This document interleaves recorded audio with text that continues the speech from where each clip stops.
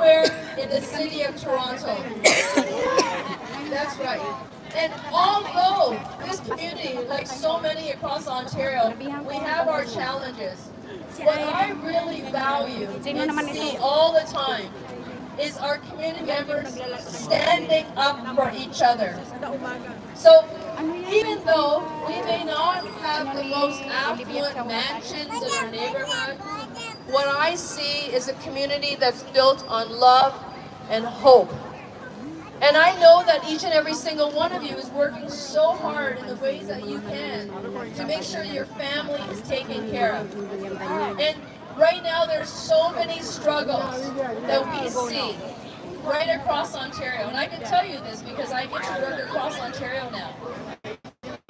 And the housing crisis in Ontario is so deep, and it has created such hardship for community members, and it doesn't matter if they are living in the north, the remote, the rural communities, or urban centers like Toronto, Ottawa, Kitchener.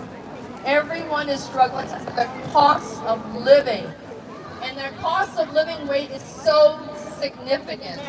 And then the worry about making sure that you can have access to employment that will give you enough money to feed your family and to take care of the people that you are responsible for. And so when we see organizations like Freedom City, who has been embedded in our community for the last 11 years, coming in every single week to bring together a network of sponsors and providers, and you see that they are doing so much with so little. But they can stretch a dime into a dollar. And I have personally watched this community rally around Freedom City and the partners that we see here. Because you know that by sticking together as a community is the only thing that will uplift our community.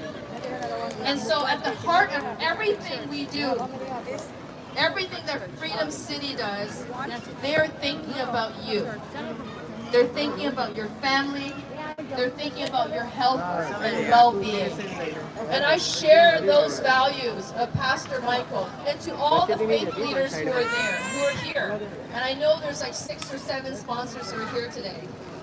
I couldn't mention all of you by name, but I know that even Freedom City couldn't do their work without the deep partnership that you have afforded them.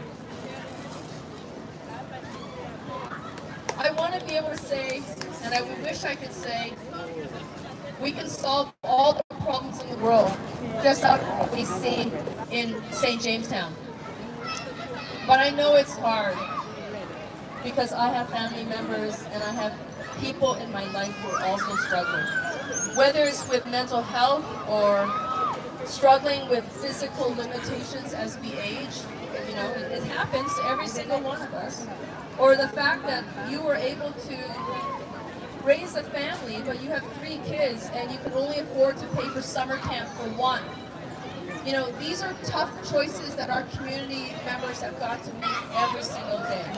And I want to say to you that I want to fight for you and your family every day when I'm at Queen's Park, when I'm facing a government and calling on them to invest more in deeply affordable housing, to address the hunger crisis and food insecurity, and to do everything we can to battle what I think is a scourge upon society, and that is poverty. No one should ever go to bed hungry. Nobody should ever find themselves on the street, because we are one of the wealthiest countries in the world. One of the wealthiest countries in the world. We see food thrown away every single day. And there are units sitting empty in Toronto. And we see those with so much. And there's those, many, with so little.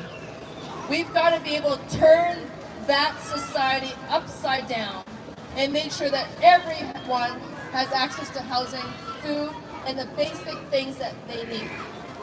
It starts here in St. Jamestown, one of the most dynamic and diverse communities, the most inclusive, affirming, and friendly and loving communities I've ever had the honor of representing.